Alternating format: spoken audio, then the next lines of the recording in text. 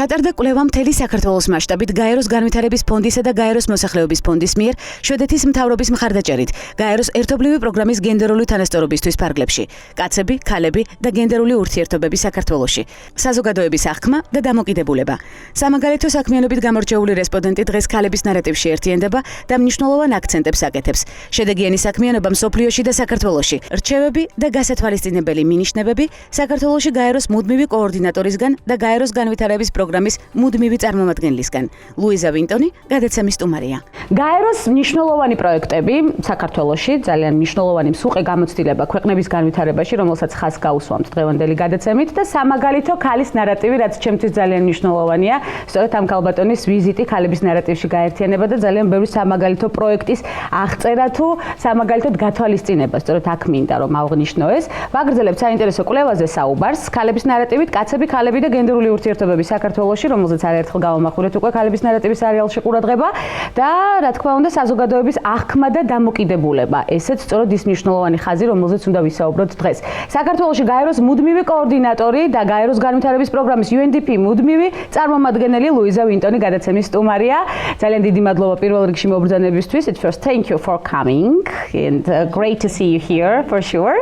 და მრავალ ქვეყანაში გაქვთ მსუყე და სამაგალითო გამოცდილება. ეს არის ძალიან მნიშვნელოვანი ჩვენთვის. რამდენად საინტერესოა სწორედ თქვენთვის საქართველოში მუშაობა და რა არის ყველაზე ხელშესახები პროექტი, ასე ვიტყოდი, თქვენი გადმოსახედი და ყველაზე მნიშვნელოვანი პროექტი, რომელსაც ახორციელებთ საქართველოში? ერთ საიდუმლოს გაგიმხელთ, საქართველოს ჩემი საოცნებო ადგილი იყო. ეს ჩემი მესამე სამსახურია, როგორც გაეროს განვითარების პროგრამის ხელმძღვანელისა ქვეყანაში. და ეს არის მესამე შემთხვევა, როდესაც მე განაცხადი შევიტანე საქართველოში სამუშაოდ. პირველად მომხდი ხორვატიაში, მეორედ ჩრდილოეთ მაკედონიაში და ახლა უკვე საქართველოში ვარ. რა თქმა უნდა, მე სხვა ქვეყნებიც მომწონს, მაგრამ საქართველო ჩემთვის საოცნებო ქვეყანა იყო. მას შემდეგ რაც პირველად ჩამოვედი 1979 წელს, როდესაც რუსულს სწავლობდი. იმ დროიდან მაქვს მოგონებები, მაგრამ შემდგომ არაერთ გზის დავბრუნდი აქ 2004, 2005 და 2006 წლებში. ეს ყოველთვის სასიამოვნო იყო ჩემთვის და ყოველთვის მინდოდა დაბრუნება. ნამდვილად ოცნების ახდენაა აქ ყოფნა. ახლა რა თქმა უნდა ეს ცოტა საინტერესო ოცნებაა პანდემიის გამო. ამჟამად ძალიან ბევრი სამუშაო მიმდინარეობს და როგორც გაეროს განვითარების პროგრამის წარმომადგენელს მომწონს რომ აქ ყველაფერი ხელშესახებია, რა სამუშაოსაც კი ვასრულებდი ადგილობრივ დონეზე, ადგილობრივი თემებისთვის. ცენტრიდან მოშორებით მცხოვრები ღარიბი ადამიანებისთვის. ამით ხომ ვაძლევთ მათ საშუალებას დაეწიონ აღმშენებლობის მატარებელს, რომელიც ახლა საქართველოს განვითარების გზაზე მიდის. ჩვენ ასევე მუშაობთ გარემოს დაცვის მიმართულებით. ახლა თბილისის წყალდიდობის მე-5 წლისთავით დგება და ჩვენ გვაქვს უდიდესი პროგრამა 72 მილიონი ამერიკული დოლარის ოდენობის ბიუჯეტით, რომლის განხორციელებით უნდა უზრუნველყოთ, რომ საქართველოს მოსახლეობა დაცული იყოს წყალდიდობებისა და ბუნებრივი კატასტროფებისგან. ეს სამუშაო მიმდინარეობს, ასევე სხვა ბევრი რამ კეთდება მმართველობის მიმართულებით. თქვენ იცით, რომ წამოვიწყეთ დიდი კამპანია გენდერული თანასწორობის საკითხებზე, რათა ქალებს ჰქონდეთ თანასწორი ხმა და შესაძლებლობები ცხოვრების ყველა ასპექტში. კვლევა, რომელიც 2013 წელს ჩატარდა, ახლა უკვე 6 წლის შემდეგ, ახალი შედეგები გვაქვს, სწორედ ამ შედეგებზე უნდა გავამახვილოთ ყურადღება, რამდენად დამაიმედებელია შედეგი, რა დაფიქსირდა დღეს საზოგადოების ცნობიერების კუთხით, აი, რა შეიცვალა თქვენი გადმოსახედიდან ამ 6 წლის განმავლობაში? ყველაზე მნიშვნელოვანია აღინიშნოს, რომ დამოკიდებულებები იცვლება და უფრო გენდერულად მგრძნობიარე ხდება, უფრო გააზრებული ხდება თანასწორი უფლებებისა და შესაძლებლობების იდეა. რიგ შემთხვევებში დამოკიდებულებები ძალიან სწრაფად იცვლება. აღსანიშნავია, რომ ქალები უფრო სწრაფად იცვლიან შეხედულებებს. ერთ მაგალითს მოვიყვან. 2013 წელს გამოკითხულთა 72% მიიჩნევდა, რომ ქალის პირველადი მოვალეობა ოჯახსა და ბავშვებზე ზრუნვაა. 2019 წელს კი ეს მაჩვენებელი 48%-მდე შემცირდა. ეს დიდი ცვლილებაა და თუ დავაკვირდებით, ქალების შეხედულებები უფრო მნიშვნელოვნად იცვლება. 28%-იანი განსხვავებაა ქალების პასუხებს შორის 2013 და 2019 წლებში. ასევე მნიშვნელოვანია ახალგაზრდა თაობების დამოკიდებულებების ცვლილებები. და ჩვენ იმედი გვაქვს, რომ ამ ყველაფრის შედეგად ვიხილავთ მეტ ლიდერ ქალს და ზოგადად გაიზრდება ქალების მონაწილეობა პოლიტიკაში. ქვეყანაში ბევრი წარმატებული ქალია, პოლიტიკოსები, პარლამენტარები, მთავრობის წარმომადგენლები, მაგრამ ადგილობრივ დონეზე ძალიან ცოტა ქალს ირჩევენ. ძალიან მნიშვნელოვანია სწორედ. რაში გვეხმარება ამ ტიპის კამპანიები? ხო თქვენ აღნიშნეთ ძალიან დიდი შედეგობრივი განვითარება, რაც ძალიან მნიშვნელოვანია და ხილულია უკვე, როგორიც არის გააგრძელეს სვლა კამპანია, სწორედ ამაზე მინდა ვისაუბროთ და კვლევა, რომელზეც ახლა ვსაუბრობთ, როგორ ხედავთ საქართველოს მომავალს აი ამ ხელა შედეგობრივი ცვლილების ფონზე კიდევ სტერეოტიპული მსხვერპლის პერსპექტივაში? ძალიან მნიშვნელოვანია მონაცემების არსებობა. ჟურნალისტიკაში ვიცით, რომ გვჭირდება ფაქტების სიმართლის ილუსტრირებისთვის. გვჭირდება ამბავი და ასევე რიცხვები. ერთ მაგალითს მოვიყვან. საქართველოს მოსახლეობის 60% მიიჩნევს, რომ მეტი ქალის ჩართულობა პოლიტიკურ ცხოვრებაში სასარგებლო იქნება ქვეყნისთვის. და ეს უნდა იყოს სიგნალი პოლიტიკოსებისთვის. იქნებ საჭიროა ცოტა მეტი, ან თუნდაც ბევრად მეტი ქალის მონაწილეობა წინა საარჩევნო პერიოდში. მეორე მნიშვნელოვანი საკითხი, რაც თვალში მომხვდა ამ კვლევის შედეგების გაცნობისას, არის ის, რომ დამოკიდებულებები იცვლება. თუმცა ქცევები ძირითადად იგივე რჩება, განსაკუთრებით ოჯახში. მაგალითად, ქართველი კაცების 50%-ს არასდროს გამოუცვლია შვილისთვის საფენი. ეს გვიჩვენებს თუ როგორ ხედავენ როლებს ოჯახში. ანუ ძირითადად ბავშვის მოვლა, დალაგება, საჭმლის მომზადება, ქალის მოვალეობაა. რაღაცების შეკეთება კაცის, ანუ ქალებს გაცილებით მეტი საქმე აქვთ ოჯახში, მაგრამ მათ აქვთ თავთავიანთი მოქმედების სფერო და ამით ყველა კმაყოფილია და ეს ნორმად მიიჩნევა. როდესაც აკვირდები მონაცემებს, ხედავ, რომ ბავშვებზე ზრუნვა მთლიანად ქალების პასუხისმგებლობაა. კაცები ნაკლებად მონაწილეობენ.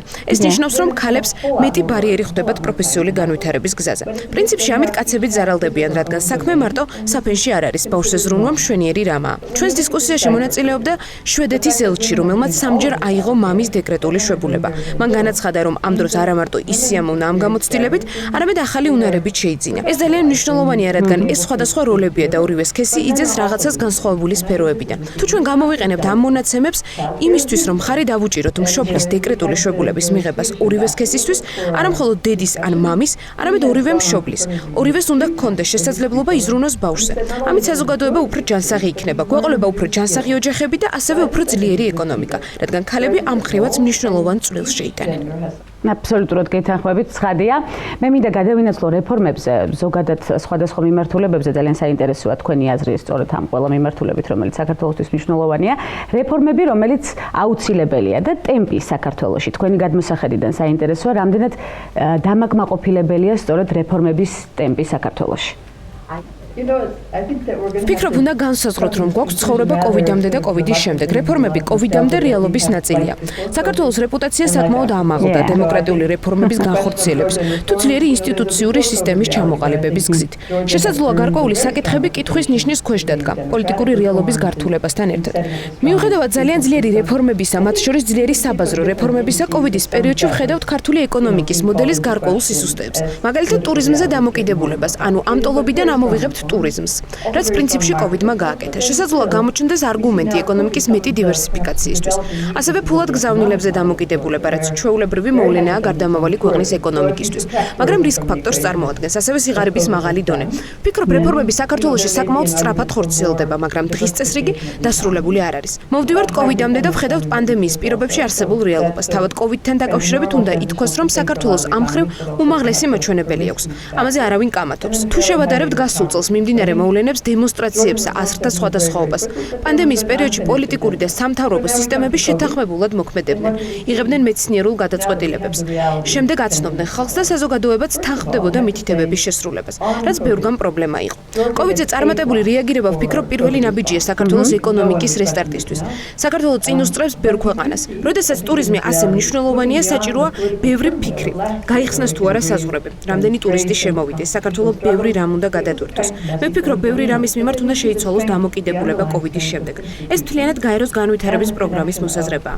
ნაცვლად იმისა, რომ გავაგრძელოთ, რასაც ვაკეთებდით, ჯობს ჩავუღრმავდეთ პრობლემებს და გავაუმჯობესოთ არსებული. მოდით ნუ გადავდებთ გვერდზე გარემოს დაცვას, კლიმატის ცვლილებას. ნუ ვიტყვით, რომ ახლა ამის დრო არ არის, ახლა მთავარია ადამიანების სამუშაო ადგილებზე დავაბრუნოთ. მოდით გამოვიყენოთ კოვიდი როგორც გაუმჯობესების შანსი, ვიზრუნოთ ბუნებაზე, ვიმუშაოთ კლიმატის ცვლილებებზე. ეს ყველასთვის უდიდესი საფრთხეა. ასევე ვიმუშაოთ არსებულ უთანასწორებებზე, სისუსტეებზე, სოციალურ სტრუქტურაში, რაც თითქმის ყველა ქვეყნის პრობლემაა. განვითარების პროცესებს მიღმარჩებიან ადამიანები, ღარიბები, უმცირესობები, ცენტრიდან მოშორებით მცხოვრები. კოვიდის პერიოდში ვნახეთ, რომ სხვადასხვა კატეგორიის ადამიანები დიდი რისკის ქვეშ აღმოჩნდნენ. ამიტომ უნდა გამოვიყენოთ ეს დრო და შევიმუშაოთ პოლიტიკა, რომლის მეშვეობით ყველა ადამიანს ექნება სოციალური დაცვა და უხელფასოდ დარჩენილი არაფორმალურად დასაქმებულები არ იბრძოლებენ გადარჩენისთვის. ასევე უნდა ვიზრუნოთ გარემოზე. ანუ ეს არის ჩვენი უმაღლესი დღის წესრიგი. ახლა სწორედ რადიკალურად აზროვნების დროა. მოდით დავჭეთ სახლში და ვიფიქროთ პრობლემების გადაჭრის ახლებურ გზებზე. ძალიან ბევრი მნიშვნელოვანი ხაზი ახსენეთ ტურიზმი მათ შორის და მსოფლიო პანდემიის პირობები. ცხადია, სწორედ აი ამ ხაზის გათვალისწინებით მინდა მსოფლიო ეკონომიკაზეც და საქართველოს ეკონომიკაზეც ვისაუბროთ, კონკრეტულად საქართველოს ეკონომიკაზე. აი ამ ყველაფრის ფონზე როგორ უნდა შეძლოს საქართველოს საინვესტიციო მიმზიდველობის შენარჩუნება. ტურიზმი ერთ-ერთ მთავარ ხაზად დაასახელეთ და სწორედ ის ეკონომიკური მდგომარეობა, რომელიც ნამდვილად გასათვალისწინებელია და დღეიდან უნდა დავიწყოთ უკვე პოსტპანდემიის პერიოდზე ფიქრი. საინვესტიციო ღირებულებების შენარჩუნებაზე ვისაუბროთ. ვფიქრობ, ეს რეალური კითხვა არა, შესაძლებლობები გვაქვს. რა თქმა უნდა, ტურიზმი და ასევე სოფლის მეურნეობა. საქართველოს საკმაოდ დიდი სოფლის მეურნეობის სექტორი აქვს, თუმცა ამას არ აქვს მნიშვნელოვანი დამატებითი ღირებულება ეკონომიკის ან საარსებო წყაროების თვალსაზრისით. ამდენად მისი პროფესიონალიზაცია მნიშვნელოვანია და ამ მხრივ სამუშაოა. ფერმერობა აღქმული უნდა იქნას როგორც ჩვეულებრივი პროფესია, რომლის შეძენა შესაძლებელია. ანუ როგორც სკოლაში სწავლობ რაღაცას.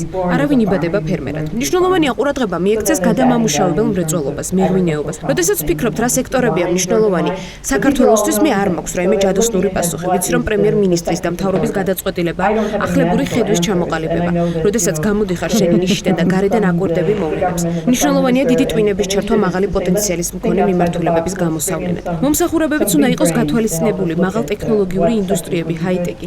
რა თქმა უნდა, კარგი აზრია ქალების ჩართვა, რადგან ქალები არ არიან აქ სათანადოდ წარმოდგენილი. არადა მათ ძალიან კარგი გონება აქვთ. ასევე საკითხავია, რა დასჭირდება მსოფლიოს მომავალში, რაშიც საქართველოს შეძლებს წვლილი შეტანას. მე არ მაქვს ჯადოსნური პასუხი, მაგრამ ვფიქრობ, დრო რისკები დავაბალანსოთ. საქართველოს ნამდვილად საუკეთესო მიმართულებაა, როგორც ტურისტული ქვეყანა პანდემიის გარეშე, მაგრამ სხვა მიმართულებების განვითარება არის უსაფრთხო სტრატეგია მომავლისთვის. ქალების ნარატივის გმირი საქართველოში გაეროს მუდმივი კოორდინატორი და გაეროს განვითარების პროგრამის მუდმივი წარმომადგენელია. საქართველოში ჩამოსვლამდე იგი ამავე თანამდებობაზე მაკედონიაში და ხორვატიაში მსახურობდა. გაეროს განვითარების პროგრამაში 2004 წლიდან ნაყოფიერად მუშაობს. ორგანიზაციის ევროპისა და შუა აზიის რეგიონულ ბიუროში განყოფილების ხელმძღვანელის თანამდებობაზე ყოფნისას მისი პასუხისმგებლობის სფეროში რეგიონის 7 ქვეყანა შედიოდა: აზერბაიჯანი, ბელარუსი, მოლდოვა, რუსეთის ფედერაცია, საქართველო, სომხეთი და უკრაინა. ხელმძღვანელობდა გაეროს საკოორდინაციო საქმიანობასაც, რომელიც მიმართული იყო ჩერნობილის ატომური კატასტროფის მძიმე შედეგების დასაძლევად. გაეროს განვითარების პროგრამაში საქმიანობის დაწყებამდე 9 წელი მუშაობდა საერთაშორისო ორგანიზაციაში Economist Intelligence Unit. ჯერ ვენაში ყოველკვირეული გამოცემის Business Eastern Europe-ის მთავარი რედაქტორის თანამდებობაზე, ხოლო შემდეგ ნიუ-იორკში კომპანიის აღმასრულებელი სერვისების განყოფილების ხელმძღვანელის თანამდებობაზე.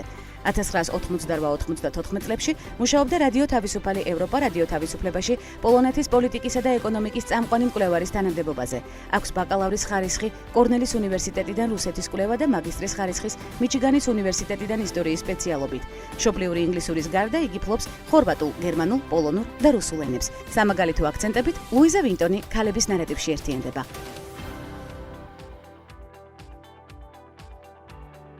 და ძალიან საინტერესოა რა იყო თქვენი პირველადი პროფესიული არჩევანი. სუყე სამუშაო გამოცდილების ფონზე, რომელიც შეგვიძლია თავმად ვიამაყოთ.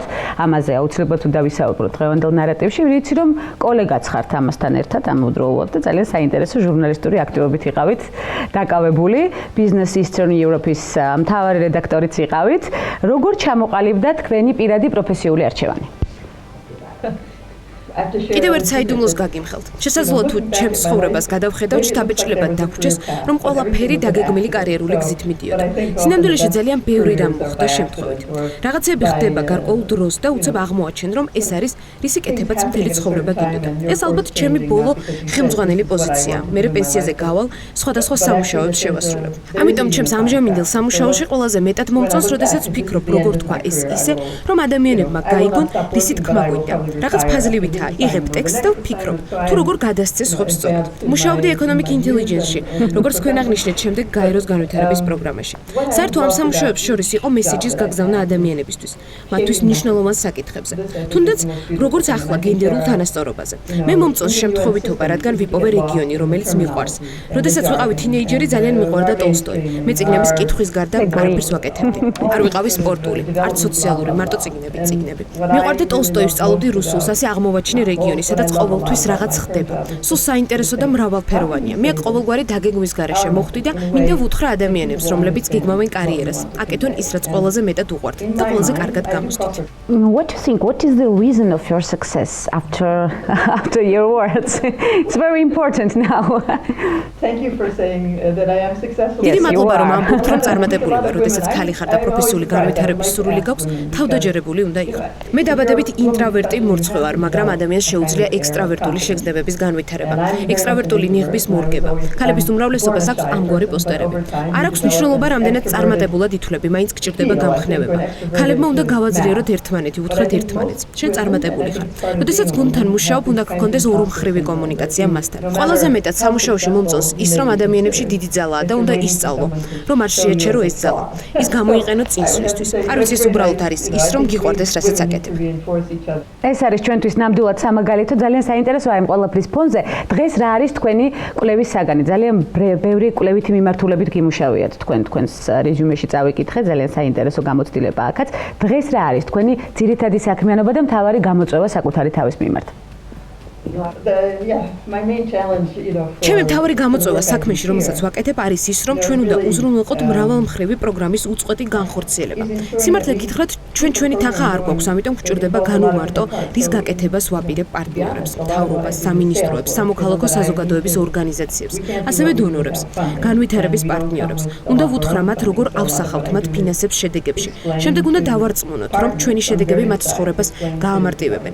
მათი სამუშაო უფრო ადვილად სწავა ვიდრე აქამდე. ძალიან მნიშვნელოვანია რესურსები და პარტნიორობა. ისევე როგორც გენდერული დამოკიდებულებების კვლევაში შიგნით არსებულ ვითარებას უნდა ჩაწვდე, ასევე უნდა იცოდე ვინ არიან ადამიანები, ვისთანაც და ვისთვისაც მუშაობ. რა არის მათი საჭიროებები? სხვაგვარად ეს ფანჯრიდან გადაყრილი ფულია. ანუ უნდა უზრუნველყო ფაზლის ორი ნაწილის შეერთება, უპასუხო ადამიანების საჭიროებებს. ნებისმიერი პროგრამის შემუშავებისას უნდა გაითვალისწინო, რომ არ არის საკმარისი მხოლოდ კითხვა ადამიანებს რა სჭირდებათ. მათ თვალებში უნდა ჩახედო, მათ ტყავში უნდა შეწვრე. მოთმინებაა საჭირო.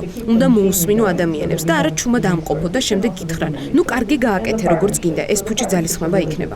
ვფიქრობ, ეს წარსულის აზროვნებაა, ჩვენ სხვანაირად უნდა ვიფიქროთ. It's great. What would you say to Georgian women?